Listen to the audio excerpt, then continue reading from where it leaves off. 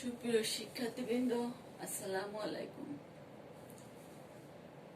অর্থনীতি মাস্টার্স শেষ বর্ষ এবং অনার্স তৃতীয় বর্ষের প্রিয় শিক্ষার্থীরা, আশা করছি তোমরা সবাই ভালো আছো, সুস্থ আছো, নিরাপদে আছো।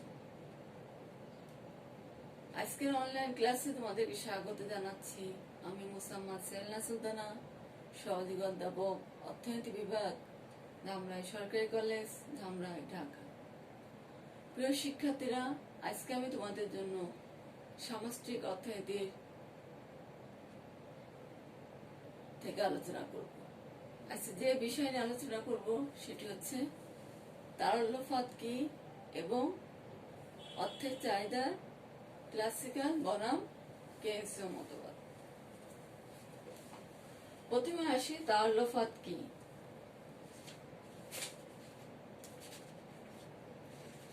আমরা জানি অর্থের ফটকা চাহিদা নির্ভর করে কিসের উপর? সুদের হারের উপর। সুদের হারের সাথে অর্থের ফটকা চাহিদার সম্পর্ক হচ্ছে বিপরীত। সুদের হার কমলে অর্থের ফটকা চাহিদা বাড়ে, তবে সুদের হারের একটি ন্যূনতম সীমা থাকে। সেই ন্যূনতম সীমার পর সুদের হার আর কমানো যায় না, কারণ সুদের হার কখনো শূন্য হতে পারে না। তাই নিম্নতম সুদের হারে অর্থের ফটকা চাহিদা স্থিতিস্থাপক হয় এবং অর্থের ফটকা চাহিদা রেখার কিছু অংশ ভূমি অক্ষের সমান্তরাল হয়ে পড়ে। জেম কেইন্স এই অবস্থাটিকে তারল্যফাত বা লিকুইডিটি ট্র্যাপ বলে উল্লেখ করেছেন। অর্থাৎ তারল্যফাত কি? তারল্যফাত হচ্ছে অর্থের ফটকা চাহিদার যে পরিস্থিতিতে সুদের হার আর নিচে নামতে পারে না, তাকে তারল্যফাত বলা হয়। অর্থের ফটকা চাহিদার যে পরিস্থিতিতে সুদের হার আর নিচে নামতে পারে না, তাকে তারল্যফাত বলা হয়। কেইন্সের অর্থের চাহিদা তত্ত্বের একটি গুরুত্বপূর্ণ ধারণা হলো তারল্যফাত। কেইন্সের মতে সুদের হার কমলে অর্থের ফটকা চাহিদা বাড়ে, তবে সুদের হার শূন্যে পৌঁছানোর পূর্বেই একটি নিম্নতম সুদের হারে অর্থের ফটকা চাহিদা সম্পূর্ণ স্থিতিস্থাপক হয়ে পড়ে বলে কেইন্স মত প্রকাশ করেন। এই অবস্থায় অর্থের ফটকা চাহিদা রেখা ভূমি অক্ষের সমান্তরাল হয়ে পড়ে, অর্থাৎ অর্থের ফটকা চাহিদার স্থিতিস্থাপকতা অসীম হয়ে পড়ে। তাই সুদের হার আর কমতে পারে না। অর্থবাজারের এই অবস্থাটিকে জেম কেইন্স তারল্যফাত বলে অভিহিত করেছে। অর্থাৎ কি বলা হচ্ছে? সুদের হারের একটি নিম্নতম স্তরে অর্থের ফটকা চাহিদা সম্পূর্ণ স্থিতিস্থাপক হয়ে পড়ে। এই অবস্থায় পৌঁছানোর পর সুদের হার আর নিচের দিকে নামতে পারে না। সুদের হার এই অবস্থায় পৌঁছানোর পর নিচের দিকে নামতে পারে না বলে এই অবস্থাটিকে তারল্যফাত বলা হয়। তাহলে প্রিয় শিক্ষার্থীরা, আমরা বলতে পারি অর্থের ফটকা চাহিদার যে পরিস্থিতিতে সুদের হার আর নিচের দিকে নামতে পারে না, তাকে তারল্যফাত বা লিকুইডিটি ট্র্যাপ বলা হয়। বিষয়টিকে আমরা একটা চিত্রের সাহায্যে ব্যাখ্যা করতে পারি। চিত্রের ভূমি অক্ষে দেখানো হচ্ছে অর্থের ফটকা চাহিদা এবং লম্ব অক্ষে সুদের হার দেখানো হচ্ছে। সুদের হার যখন আর নট, তখন এ বিন্দুতে অর্থের ফটকা চাহিদা হচ্ছে এম নট। এখন সুদের হার কমে যদি আর ওয়ান হয়, সেক্ষেত্রে অর্থের ফটকা চাহিদা বেড়ে ও এম ওয়ান হচ্ছে, যেটা আমরা বি বিন্দুতে দেখানো হচ্ছে। এখানে আর ওয়ান হচ্ছে ন্যূনতম সুদের হার। এরপরে সুদের হার আর কমানো যায় না, তাই আর ওয়ান সুদের হারে অর্থের ফটকা চাহিদা সম্পূর্ণ স্থিতিস্থাপক হয়ে পড়ে এবং এই বি বিন্দুর পরে অর্থের ফটকা চাহিদা রেখা L2 রেখাটি ভূমি অক্ষের সমান্তরাল হয়ে যায়। তাই এই বিসি অংশটিকে তারল্যফাত বলা হচ্ছে। অর্থাৎ অর্থের ফটকা চাহিদা L2 রেখার বি বিন্দুর পরের এই বিসি অংশটিকে বলা হচ্ছে তারল্য পথ। অর্থাৎ এখানে R1 এর ন্যূনতম সুদের হারে অর্থের ফটকা চাহিদাটি সম্পূর্ণ স্থিতিস্থাপক হয়ে পড়ে এবং এ কারণে এটা ভূমি অক্ষের সমান্তরাল হয়। তাহলে তারল্য পথ বলতে বোঝানো হচ্ছে কি, অর্থের ফটকা চাহিদার যে পরিস্থিতিতে সুদের হার আর নিচের দিকে নামতে পারে না তাকে তারল্য পথ বা লিকুইডিটি ট্র্যাপ বলা হয়। এই সুদের হারে পৌঁছানোর পরে অর্থের ফটকা চাহিদা সম্পূর্ণ স্থিতিস্থাপক হয়ে পড়ে এবং অর্থের ফটকা চাহিদা রেখাটি ভূমি অক্ষের সমান্তরাল হয়। এবার আমরা আসি অর্থের চাহিদা সম্পর্কে ক্লাসিক্যাল এবং কেইনসের যে মতবাদ দিয়েছে, অর্থাৎ অর্থের চাহিদা সম্পর্কে ক্লাসিক্যাল এবং কেইনসের মতবাদের মধ্যে পার্থক্য। অর্থের চাহিদা ও চাহিদা অপেক্ষক নিয়ে ক্লাসিক্যাল এবং কেইনসীয় চিন্তাধারার মধ্যে কিছু মৌলিক পার্থক্য রয়েছে। যেমন 1 নম্বর হচ্ছে মৌলিক তাত্ত্বিক পার্থক্য। এটা কি? ক্লাসিক্যাল অর্থনীতি বিজ্ঞানের মতে অর্থ শুধু লেনদেন ও বিনিময়ের মাধ্যম হিসাবে কাজ করে।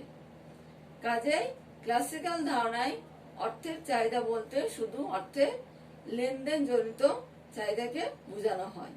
অর্থাৎ ক্লাসিক্যালরা অর্থের চাহিদা বলতে শুধু অর্থের লেনদেন চাহিদাকে বুঝিয়েছে।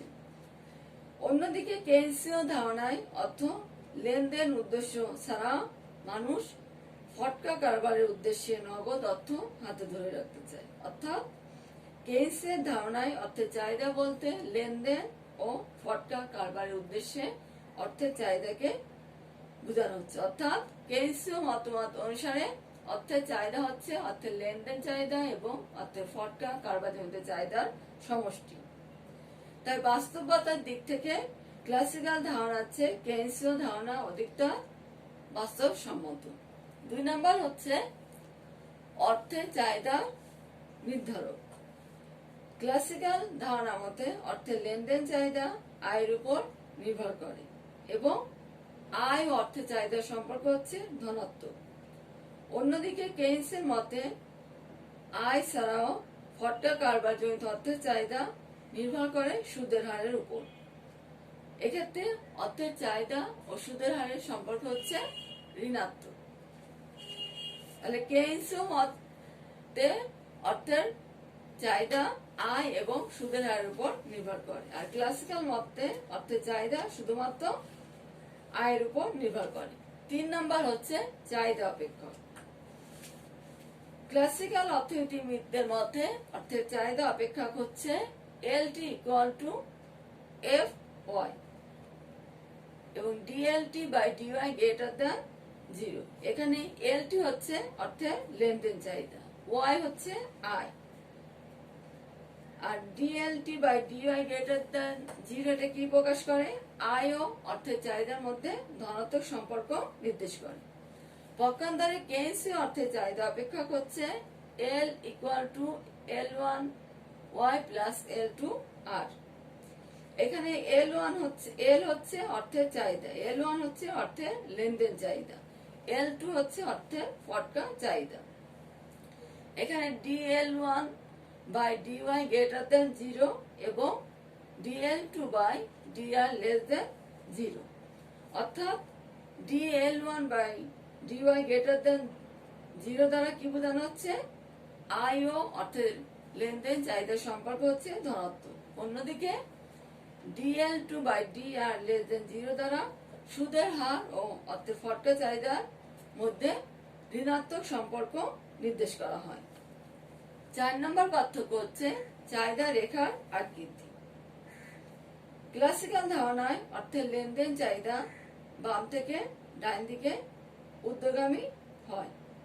অন্যদিকে কেইনসের ধারণায় অর্থের ফটকা চাহিদা রেখা বাম থেকে ডান দিকে নিম্নগামী হয়। 5 নম্বর হচ্ছে পূর্ণাঙ্গ ব্যাখ্যা। ক্লাসিক্যাল ধারণায় অর্থের চাহিদার পূর্ণাঙ্গ ব্যাখ্যা পাওয়া যায় না, কারণ এটি একটি খণ্ডিত ও আংশিক ব্যাখ্যা প্রকাশ করে। কারণ এখানে অর্থের চাহিদা বলতে শুধু অর্থের লেনদেন চাহিদাকে বোঝানো হয়েছে। অন্যদিকে কেইন্সের ধারণায় অর্থের চাহিদার একটি পূর্ণাঙ্গ ব্যাখ্যা পাওয়া যায়, যা অধিকতর ব্যাপক, যেখানে অর্থের লেনদেন চাহিদার সাথে কি করা হয়েছে, অর্থের ফটকা কারবারজনিত চাহিদা অন্তর্ভুক্ত করা হয়েছে। এ কারণে কেইন্সের চাহিদা অপেক্ষকের তুলনায় চাহিদা অপেক্ষক ক্লাসিক্যাল চাহিদা অপেক্ষকের তুলনায় একটি পূর্ণাঙ্গ ব্যাখ্যা প্রকাশ করে। 6 নম্বর হচ্ছে অর্থের ভূমিকা। ক্লাসিক্যাল তত্ত্বে অর্থের চাহিদা সমাজে আয় ও নিয়োগ নির্ধারণে নিরপেক্ষ ভূমিকা পালন করে। অন্যদিকে কেইন্সের ধারণায় আয় ও নিয়োগ নির্ধারণে অর্থের চাহিদা নিরপেক্ষ নয়, বরং সক্রিয় ভূমিকা পালন করে। অর্থাৎ ক্লাসিক্যাল মতে আয় ও নিয়োগ নির্ধারণে অর্থের চাহিদা নিরপেক্ষ ভূমিকা পালন করে। অন্যদিকে কেইন্সের মতে আয় ও নিয়োগ নির্ধারণে অর্থের চাহিদা নিরপেক্ষ নয়, বরং সক্রিয় ভূমিকা পালন করে। সর্বশেষ 7 নম্বর হচ্ছে প্রচলন গতি। ক্লাসিক্যাল অর্থনীতিবিদদের মতে অর্থের প্রচলন গতি স্থির থাকে, কিন্তু কেইন্স এ ধরনের কোনো অনুমানের আশ্রয় গ্রহণ করেন নাই। কাজে ক্লাসিক্যাল ও কেইন্স এই দুটি ধারণার মধ্যে প্রথমটি অর্থনীতির স্থবিরতা নির্দেশ করে, কারণ ক্লাসিক্যালরা ধরে নিচ্ছে অর্থের প্রচলন গতি স্থির থাকে, কিন্তু কেইন্স এ ধরনের কোনো অনুমানের আশ্রয় নেয়নি। সে কারণে ক্লাসিক্যাল মতবাদ অর্থনীতির গতিশীলতা নির্দেশ করে থাকে। তাহলে প্রিয় শিক্ষার্থীরা, আজকে আলোচনা থেকে দেখা যাচ্ছে যে ক্লাসিক্যাল ধারণা হচ্ছে কেইন্সীয় ধারণায় অর্থের চাহিদা তত্ত্ব অধিকতর বিস্তৃত এবং ব্যাপক ব্যাখ্যা পাওয়া যায়। তাহলে আমরা কি দেখছি, ক্লাসিক্যাল ধারণার তুলনায় কেইন্সীয় ধারণায় অর্থের চাহিদা সম্পর্কে অধিকতর বিস্তৃত এবং ব্যাপক ব্যাখ্যা পাওয়া যায়। এ কারণে ক্লাসিক্যাল ধারণা হচ্ছে কেইন্সীয় ধারণা অধিকতর উন্নততর। কারণ কেন?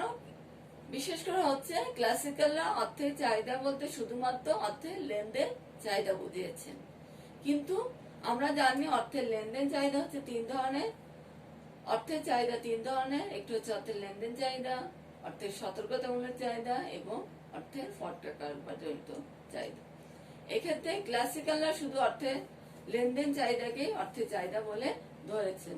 অন্যদিকে কেইন্স মত অনুসারে অর্থের চাহিদা হচ্ছে অর্থের লেনদেন চাহিদা এবং অর্থের ফটকা কারবারজনিত চাহিদার সমষ্টি। এ কারণে ক্লাসিক্যাল ধারণার তুলনায় কেইন্সীয় ধারণায় অর্থের চাহিদা ব্যাপক এবং পূর্ণাঙ্গ ব্যাখ্যা পাওয়া যায়।